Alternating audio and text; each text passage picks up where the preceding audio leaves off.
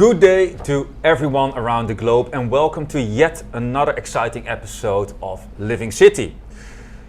Today we will learn more about how data can help us to shape green space but also to improve them, and we know that we all appreciate the green spaces in our cities. The effects or the negative effects of an absence of green spaces are tremendous, but also if we have an abundance we see a positive effect on our health, on our real estate price, and of course we contribute to a more sustainable future. My name is Eric Tinga and I will be your host today. And we are here in the city center, the green city center of Breda in the Netherlands. And in the studio we have today from Sweden, Eric Swan, welcome. And from the Netherlands, Juri Meliefste, welcome. And Tom Roosendaal, welcome to the studio today. It has been several years, 5 years now, since Husqvarna, a Swedish company, decided to investigate the greenness of our cities around the globe. And for this, a project called Husqvarna was initiated. Eric, you're here, you made it all the way from Sweden. Thank you. Thank you, nice being here. And good to see you. Yeah. You've actually been at the cradle of Husqvarna and the creation of Husqvarna at Husqvarna, and maybe you can help us out. What is Husqvarna? Yeah, Husqvarna, that's the Husqvarna Urban Green Space Index, and we're quantifying the greenness of cities across the globe. So it's pretty much like a fitness app for city greenification.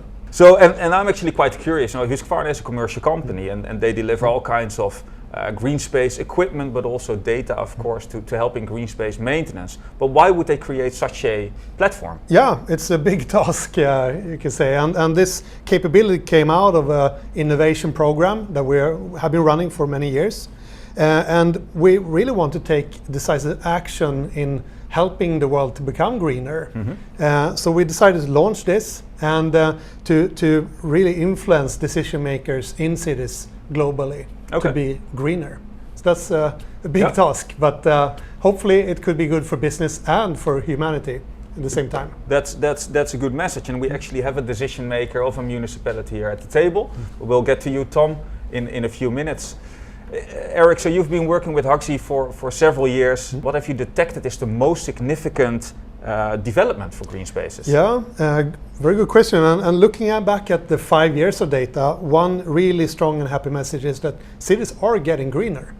So that's a good finding. But we also learned that they are not getting greener just by themselves. It's not nature taking over. It's decisive action from city management that actually greenify cities.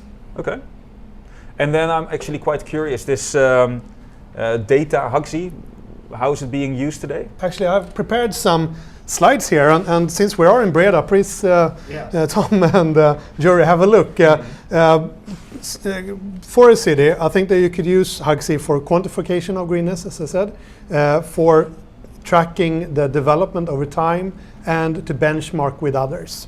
So looking at this example from the Husqvarna website on Breda, you can see the different KPIs coming up, so you can track and understand where are we today, both in terms of pure numbers, but also as you see on this map. And we're actually on this green dot in the middle here. That's this park actually. So you can see how it's distributed around the city. And Breda is actually 49% green according to Husqvarna.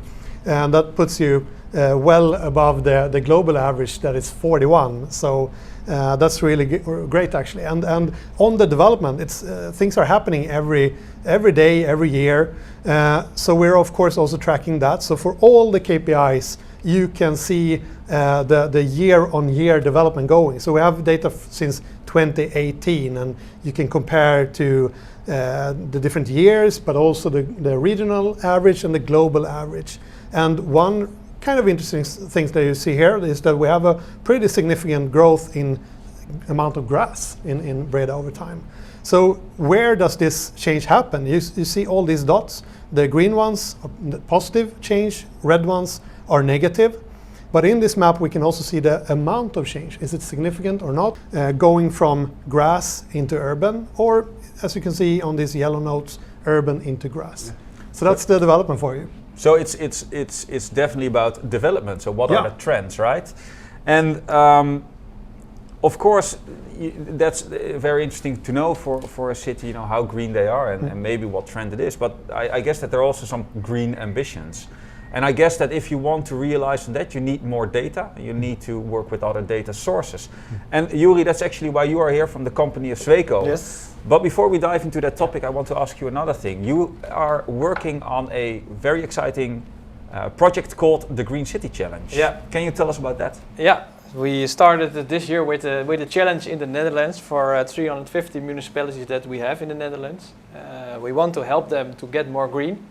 And we used Huxi as a basis to measure their method, to use KPIs, the satellite data. We are using this to help the municipalities to get more greener with a challenge, so everybody can compete.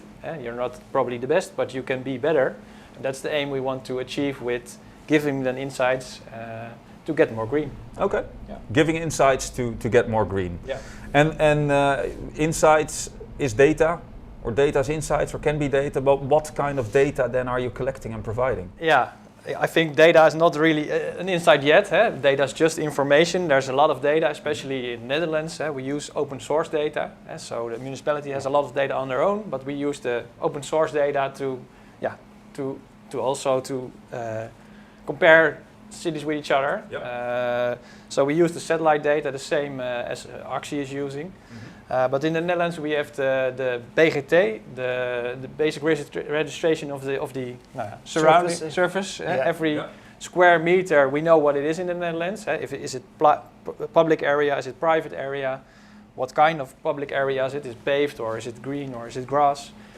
We know that, and it's really detailed in the Netherlands. And we use other kinds of open source data like the height maps to see where trees are. But mainly it's the satellite data combined with the BGT. Okay. Yeah. That's pretty impressive then. And I'm also curious, it's always fun to provide more data. How does this data, or actually how does this initiative, this challenge, help cities to become greener? Yeah. Well, the challenge is based on two main parts. The one part is looking as like Huxi, so quantifying the greenness of the city or a village. How green are you? Compare yourself with other cities, but also next step like going into detail, so show and analyze how green a neighborhood is, because the neighborhoods can also really differ in the city. You have really green areas, not so green areas. So we are also analyzing neighborhood areas. That's the one part, and the other part is that we also give insights on greening potentials. Okay. Because we not only want to measure how green you are and say like you're really green or you're not so green, you can be more green, but you also want to give them the potentials to be more greener and to really go to action. But let's dive into that one. What do you think are the main opportunities then? Yeah, we see 7 potentials, but I think the biggest potential is of course useless pavement. So there's a lot of pavement in a lot of cities, not only in the Netherlands but also in other cities around the world. And not all this pavement is used. So why isn't it green? So we see this potential. I think the potential of trees is really important. We have to put more trees in cities. Trees are really important. They have a lot of value. Yeah. And in the Netherlands, but it's really a Dutch situation, I think, like 50% of the city is public space. We have a lot of gardens. We have a lot of houses with gardens. And we see that a lot of gardens are still a lot paved or artificial grass.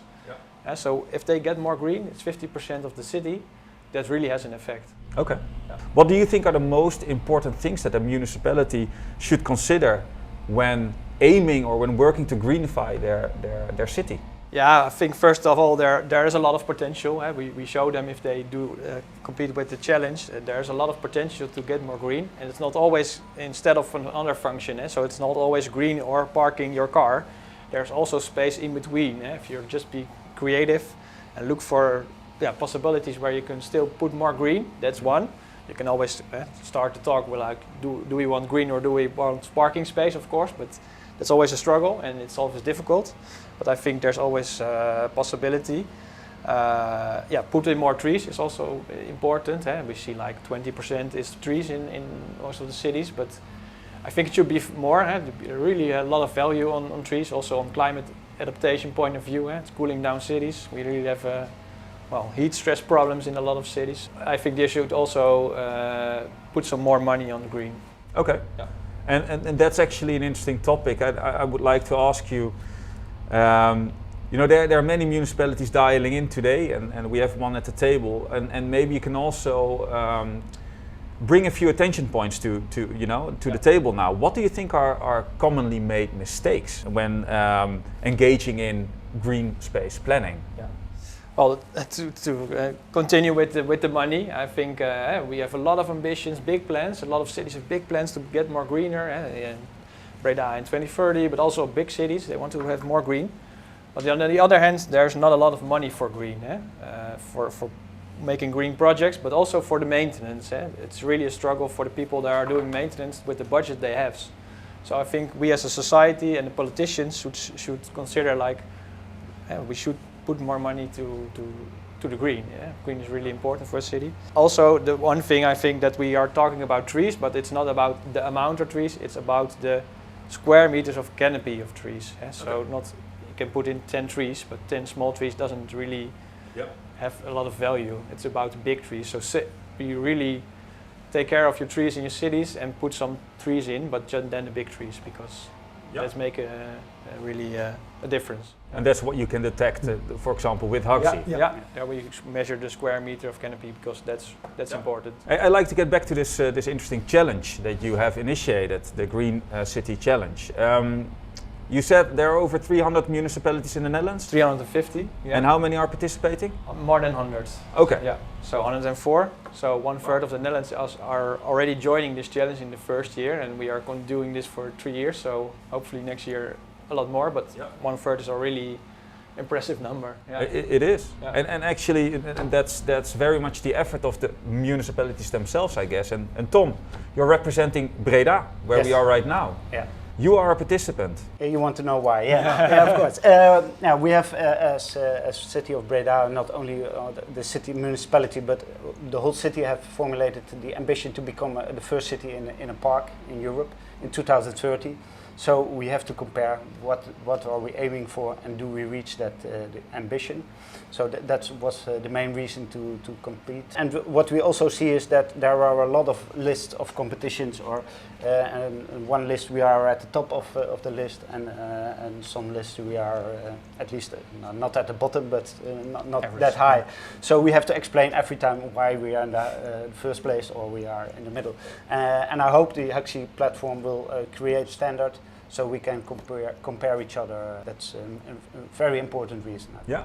Well, if 100 cities already are participating, I guess some unified view will be created. Yeah. And actually, I'm also quite curious, what do you expect then to get out of this challenge? What I expect is a lot of data. The politicians take their decisions, but based on the input we deliver. The better the input we have, the better data we have, we can inform our politicians better. And I also think it gives insight. We mentioned the trees, so I have different ages in trees, for example, but also that you can see you don't only have grass, but you also have some green that are meters high, or you have more trees. That's important to have insight. You can formulate your policy on that. So we have to differ more. We see the biodiversity. Grass only is not enough for biodiversity, so you have to have different source of greens. And because you mentioned we want to use data to influence decision making by policymakers. Yeah, influence is not maybe to inform them. To inform them better. Yeah, that's a better word. I think, and how could this data then inform them? Because you can see, actually see what is happening, what is taking place. We have, for example, we have now actions to green the gardens of our citizens. Now, and you can see if that, if there is effect, if we take an action, we say, it helps. So we can put more money in it because it helps, and then you can improve that. So you can convince, or you can see that the measurements we take that have effect. So actually it ties back to Yuri what you mentioned, right? The struggle to get funds this data helps you at least to build a case, I guess. The ambition is not only from the city and the municipality, but we want to. The ambition is of all the city, and we need all the city to make the city greener, because we can't do it on ourselves. As municipality, we also take care of maintain the public space, but we can also look for other options to maintain the greenery, green spaces, and that's difficult. But yeah, I think that's one of the options we need to investigate. And is there another example that you could give where this challenge is already impacting the way you work or maybe think? Yeah, we received the data recently, but for example, a colleague of mine is running around the city to see where we can make the city more green. And on the data, he can be more specific to look at some places where we think it can be more greener. Saves time to go outside. Yeah. Great. That sounds like a very rewarding job, I must say, to magically turn the city into a greener place. Hey, I would like to thank you, Tom, for your contribution. And I find it quite impressive to see that you have found each other. A company like Husqvarna, Sweco, and of course the municipality working together to really create a greener future. So my appreciation for that, very much so. And actually, as you can hear probably in the background, green spaces take up a lot of work as well. There's actually quite a lot of maintenance being done. So there's another part of the value chain that we need to involve as well, and that's the people doing the actual job, like landscaping companies. So actually, from a large European landscaping company called Verde, we have Angus Lindsay on the line right now, and he calls in from his hometown in the UK. Angus, how are you doing? I'm very well, thank you. Busy, but that's kind of the way of the world at the moment. The grass never stops growing, so never a dull moment. I'm sure that in your line of work there's absolutely no silent or dull moment. There's always work. Could you please introduce yourself to the people dialing in today? So I'm Group Head of Assets and Fleet for Verde in the UK, responsible for around 2,000 vehicles and 17,000 pieces of machinery involved in landscape construction, grounds maintenance, cemeteries management, sports turf construction, arboriculture, all aspects of green maintenance and management throughout the UK and Northern Ireland. That's a pretty big responsibility, I must say. You're an expert, you have tons of experience. Where do you see the opportunities for municipalities, the ones that you work for, to greenify their cities? In terms of opportunities, I think the COVID pandemic has taught us a lot, and in particular it's taught us that our green spaces, especially within urban environments, are particularly valuable. I'm lucky I live in the country, so I can get out and about quite readily. But those in cities and built up areas, that green space is a luxury and something that needs to be looked after and made to thrive and expanded where possible, I think, because there is no doubt it does a lot of good in maintaining people's perspective on life and in particular their mental health. So there's a big push across the world, I think, for maintaining these green spaces and getting the most out of them. I think many people will recognize that the importance and the effect of green spaces, right? I've experienced that firsthand living in a city during the pandemic, how important it is to get out and get some fresh air. Yeah, it's good to see that it in the UK is the same as for the Netherlands, so it's common. Absolutely. And then Angus, you work for these municipalities. How do you support them in their journey? So as a business, we try to come up with innovative ideas to manage these green spaces. It's not all about just cutting the grass and keeping things looking neat and proper. In some respects, you might want to rewild an area, or at least turn some of it over to rewilding, to encourage more in the way of insect wildlife and small mammal wildlife. So we look at options around that and try and come up with different ideas for our clients along lines of robotics, where field scale operations could be done by a robot, which can work all the time out of hours in the middle of the night, and free up people during the day to do more horticulturally based tasks, and concentrate on looking after shrub beds and flower beds, that sort of thing. Use of electric power tools, use of alternative fuels where possible to deliver the job. And I think that switching from petrol to battery, of course, has tremendous effects. But also it comes down to creativity again, like was mentioned before, thinking with municipalities to create new opportunities. So I appreciate that you take that role.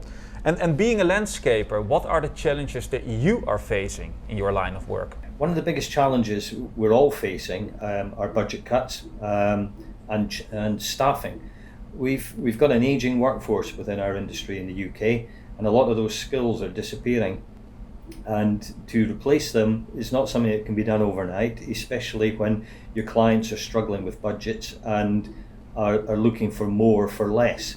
We need to come up with some ideas, improve the quality, but at the same time within the budgets that are given to us. So it's no mean feat in trying to do that, especially with a workforce where you're having to train a lot of people in new techniques and new technology. Yeah, and this is of course a thing that we've heard before, right? The budget, it remains to be a challenge for many municipalities. There are many municipalities actually dialing in today from across the world. That could be in different parts of Europe, but also on the other side of the pond. You have their attention. What do you think these municipality or these decision makers should actually do differently? I think a lot of the municipalities are suffering from the same problems as we are in terms of skills base and that sort of thing, and they need to understand what they're asking of their contractors. Or the people that are delivering their landscape maintenance and even their landscape construction. In terms of the construction, I think they need to be more thought as to how that new park, that new open space is going to be maintained. Is the equipment available for maintaining it? If you put too many interesting slopes and hills and curves in it, can you maintain the grass as the architect had envisaged? Because that might not always be able to be delivered. Also, if you are going for a emissions-free area, do you have power outlets to charge the equipment? If you are using robotics and a robotic mower, is there a charge point for that? All these things need to be considered before pen is put to paper on how it looks. You need to think, how are you going to maintain it in the future?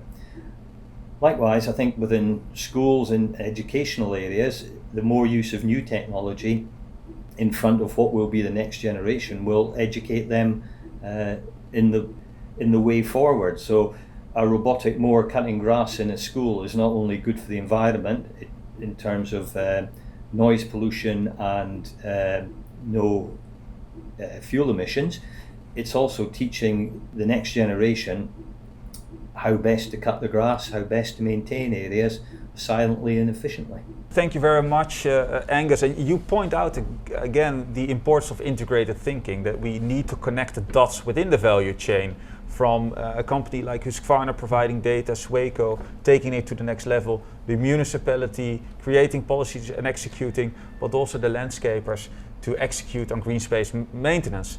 Thank you, Angus, very much for your contribution today. We truly appreciate it. I would like to thank Yuri and Tom for attending at the table here today. We are actually switching guests right now. Thank you very much for participating, and let's see each other soon. Now we have a new guest at the table, Hugo van Bijsterveld. And you actually are a tree care expert at Husqvarna. And we've heard a lot about trees. Tell us, why are trees so important?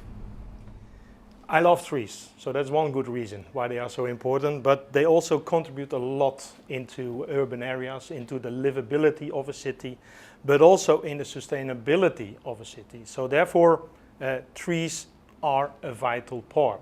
And I'm a specialist within Husqvarna, but I also invited a real specialist related to tree care management and how they collect data, create insights to do more efficient tree management. It is Ian Hanu from Planegeo, CEO and founder, based in the US, and let's listen to him, what he has to share with us. Sounds great. Okay, Ian, welcome. What is Planegeo? Planegeo is based in the US. We have around 35 employees. Our focus is greening cities, really for the health, optimizing health outcomes from access to green space. We do this through technology. We have a lot of subject matter experts in-house, and with that we provide data, tools, and plans to help cities become greener and sustain those kind of greening goals that they achieve.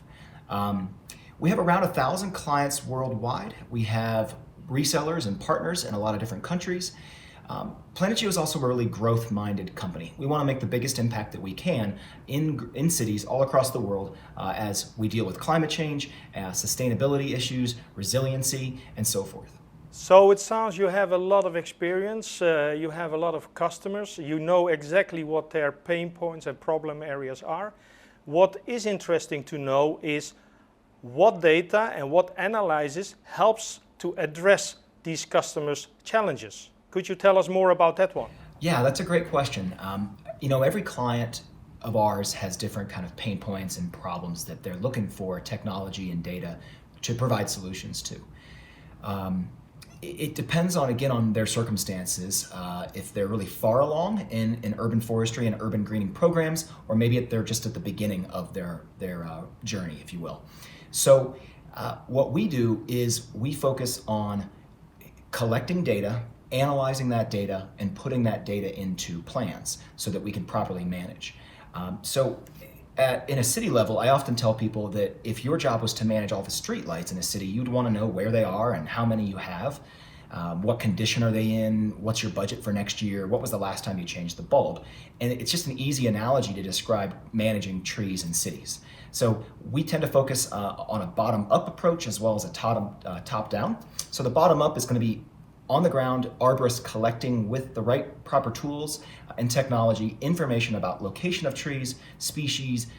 Without that knowledge, they don't know what they're managing. And so you'll find that most cities are in that kind of position where they just need that baseline data. From up above, looking at canopy cover, that could be looking at trends, the opportunities that you have in the landscape for prioritizing greening projects and green spaces, overlaying a lot of different data sets to do that. So these pains are often just getting that baseline data in place so that then you can use that to support other parts of your program. That could be your budgeting, staffing, other types of resources that you need. In addition, there are I would say needs on historical information. So a lot of cities that we work with really want to know the last time they pruned a tree or when a tree was removed or when it was planted. So being able to track that information over time is really critical. There's also a lot with transparency and the public. So we want to engage the public in the benefits and the awareness of trees. A lot of our clients come to us also looking for those as some of their goals too. But Ian, I'm actually quite fascinated. You talk about transparency, but how then? How do you share this data to these customers to create more awareness? So we've designed tree plotter software solutions to be the best in class for in-field experience for collecting data using high-resolution imagery and mobile applications, of course, our phones and tablets. We store data in the cloud. One of our goals is, of course, to make technology really accessible, to make it easy to use, which is hard to do, and with all the data in the cloud, of course, it helps with being accessible, of course. And there's a lot of tools and ways in which we share data so that it's really easy within our software applications to engage audiences. Again, back to the pain points, sharing and being transparent about where you're planting trees, where the priority green spaces are, how that data comes together in ways that allows people to really collaborate. Another thing that's interesting about our approach and our technology is we calculate and monetize the benefits of trees. So we leverage and integrate with the the iTree software. And with the iTree software, we can calculate the carbon sequestration of trees, the impact on air pollution, on stormwater runoff, and other things that are really important to cities these days. And so that allows cities to have tools to advocate for increasing budgets, getting the resources, staffing that they need, and so forth. One of the new initiatives we launched this year is called the Community Engagement Map. And the Engagement Map is an interactive website to explore information in a friendly way about trees and green assets. I must say that's fascinating to put actually a number on the value of trees. I think that is very interesting that iTree is connected to that, because that shows really the value of trees. What I'm wondering is, how does this data and those insights support efficient tree management, but also supports right decision making? Could you elaborate on that one? Yeah, that's a great question. We always say in a lot of industries, but definitely in urban forestry and tree care, that you can't manage what you don't know and understand. So having baseline information, being able to monitor that, track that over time is really key to making informed decisions. We take the data, whether it's top down or bottom up, and bring that together along with community input to create plans for greening cities. They could be urban forest management plans, urban forest master plans, and similar kinds of maybe green infrastructure studies and so forth. So bringing all that data together really drives decisions. If you don't know what you have, then you can't manage it, right? So there could be species information, it could be the size and condition of the trees, the quality of the green spaces that you have. One project we're working on right now, it's a great example, is City of Charlotte, North Carolina. We've been working with them for several years. We have a multi-year contract right now actually to assess the street trees in Charlotte, about 100,000 trees over the next 4 years. Between that data and all the information collected from the bottom up, as well as canopy analysis using high resolution data, we're updating that information constantly for the city to help them drive their plans and their policies. So that's really exciting. So what is the outcome for your clients using all these insights and data? Yeah, the outcomes is really what matters, and we try to focus on that. What we want, of course, is greener cities. We want trees to be healthier, to be more well understood and appreciated. We want green spaces to be accessible to everyone in close proximity, right? We want cities to be well funded and to treat green spaces and trees as an asset towards public health. We need safe environments to enjoy and appreciate this. But really, in the end, we tend to want to move cities from being reactive in their management of trees and such to being more proactive. And so data and tools and technology allow cities to do that. We want to see a cohesion across different disciplines and landscapes and professions, and that's really what the ecosystem requires to make the impact that we can on resiliency in cities. So the faster we speed up the adoption of technology, the faster and the better cities are going to be and the more efficient at cooperating, communicating, achieving goals together collectively. Speeding up the adoption of technology, I think that's a common theme as well, right? That's what you've been working on together with Sweco and together with the municipalities as well. Maybe I have a good example to share where tree management is really driven by good insights and good analytics, but also driving the community engagement. Let's have a look at the video of Charlotte, North Carolina, US. Perfect, movie time.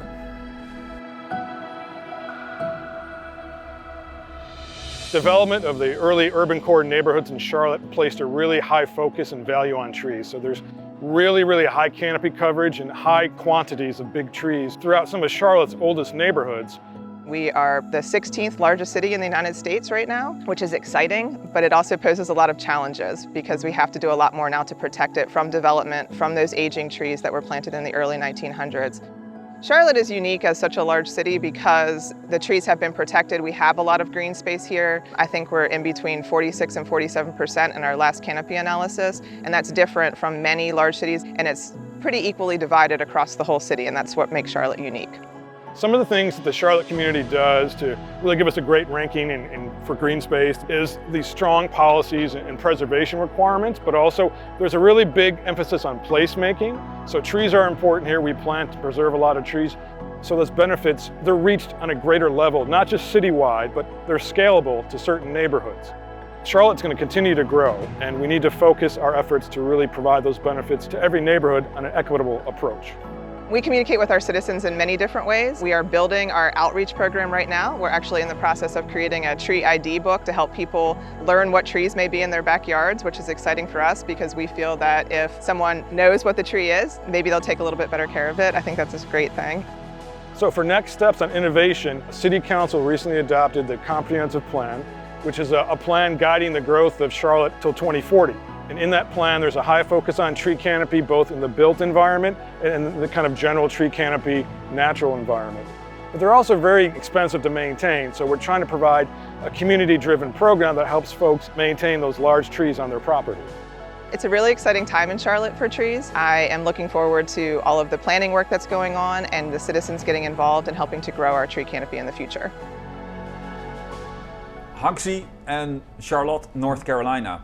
Eric, Mr. Hugsy, what are your reflections? Yeah, my reflections, first of all, it's a beautiful film, really sharing the love for trees that they have in Charlotte. Yeah, in the data that we have in Hugsy, Charlotte is pretty much off the chart when it comes to urban tree canopy. And compared to the global average, that's 25% in tree coverage in urban areas.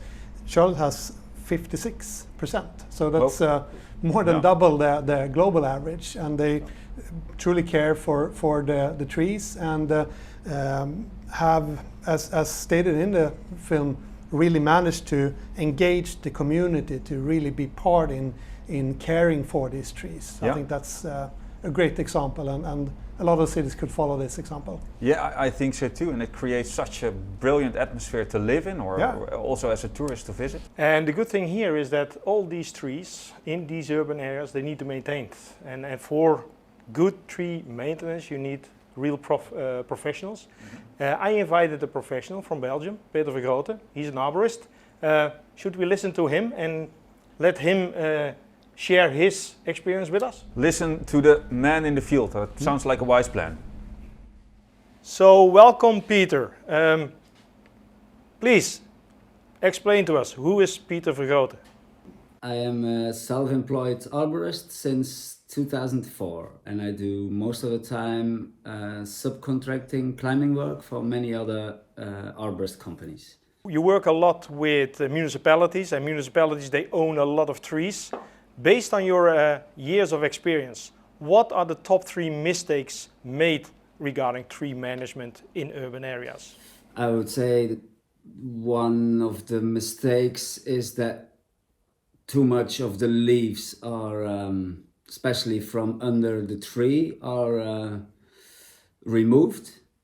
The leaves are in fact the tree's own organic nutrition, so it's really important to have the leaves under the tree so they can form humus and make the nutrition and stay under the tree. One of the second mistakes is also under the tree that we can let the grass grow, so no short grass or a lawn under the tree, because the mowing does a lot of the times damage on the trunk or on the roots. They make some soil compactation, and if you let the grass grow, there is some space in between for other flowering plants, so it's interesting anyway. And maybe the third mistake that's made a lot is maybe the most important one, is that the city trees are way too clean and sterile, and every last piece of dead wood is removed out of the tree. I think in that case we have to step away of our human instinct to control the nature and try to give the trees the perfect shape as we have it in our head. We have to let the tree grow in their own shape. As soon as we see something that can be a problem, the tree is cut down. And we need old trees, really old trees in the cities for more biodiversity. Very interesting. And what would you then say? What are the easy wins for a municipality to really support a healthy tree inventory in their urban areas? The most easy win, in fact, is, as I mentioned before, is stop mowing the grass under the trees and let the leaves stay there as well, instead of using a lawnmower every week and doing damage to the tree. We use a brush cutter, for example, and we use that once or twice a year. And because we don't cut the lawn, the leaves stay in between the longer grass, so we have less work. Yeah, and I don't think that the people out there in the field like you there, Peter, have an easy job. So a bit more time on their hands generally would help them. For sure. Yep. And I don't know if I can jump in, Peter. We all know about all this benefit from trees, and I guess we need more. But do you have any things that we should consider when adding more trees into urban areas? I think planning and planting new trees, but especially the planning of the planting, is really important to make sure that there is enough space underground and above the ground to let the trees grow old, and not after maybe 5 years after we planted the tree that we have to do some construction work and dig some more cables into the ground close to the tree, and that everything is well planned from before. Another important thing we need to consider is, like Alex Shigo once said, he said, go out and look. And I think we have to look back on where the trees grow naturally. So we have to bring the forest soil into the city, and so we bring its ecosystem, because this ecosystem in the ground is important to let the tree grow healthy. Protecting existing trees is really more important than planting new ones, and have the old trees healthy and in a good condition is more interesting than a young new planted tree. So the long-term tree care can prevent the problems instead of solving the problems. But therefore we need to understand how the trees grow. I think actually, Peter, that older current trees, bigger trees are considered to be valuable in many places around the world, Peter. So I think you're absolutely right to preserve those and not necessarily solve problems with planting new ones. Keeping and protecting the trees you have, Yep. instead of just planting new trees. An interesting area Peter touched on was biodiversity. And Peter, how could we improve biodiversity through a good tree management policy? It's in the word itself. Is more diversity in age, more diversity in species, in shape, in everything, and even in maybe the same street or the same alley. So different species, different age, that increases really the biodiversity. Another opportunity is doing a good risk management instead of removing the tree when there is a problem. Because what's seen in visual tree assessment as a problem is the most interesting parts in when we look at veteran trees. For other animals or plants are these the really interesting parts that would brings life. The most important thing to have healthy city trees is we need to bring the forest into the city. Thank you, Peter, for sharing your insights and experience with us. One thing, Peter, that you just addressed, and we've heard that before from Yuri, the importance of planning. Nature, at least in an urban environment, it doesn't just happen out of itself. You need proper planning and execution. Dear people joining in for Living City today, we are about to round up, and we are left at this moment with Eric and Hugo, our final two guests. And I would like to round up actually with your final reflections after Living City today. And Eric, can I start with you? Yeah, perhaps I'm biased. I'm a data-driven guy working with the insights. I think that green space data and tree data, it's available. So I think make use of it, with allowing for great planning, budget allocation and also more efficient execution of those plans. So make use of the data that is available. Hugo. Connecting to what Eric mentioned, data helps to manage trees in a better way, take more out of them, but we also need to take care of them in the right way, as Peter has been talking about. Yep, definitely. I'll just add my 2 cents. You're the data guy, you're the tree guy, I guess I'm the collaborator, and that's actually what I enjoyed quite a lot today. So for me, the magic lies in the collaboration. So if we want to pursue the greenification of our urban areas, we need to work together, and when we do that, you see all this energy and you see the results. So those would be definitely my important conclusions. And I would like to thank you both, and of course our other speakers of today. And with those words, I would like to round up this session of Living City. Thanks everyone for tuning in. This is an important topic, and I am absolutely sure that everyone is just as enthusiastic and eager to work on the greenification of the world around us. And for now, let's go out and make the world a greener place.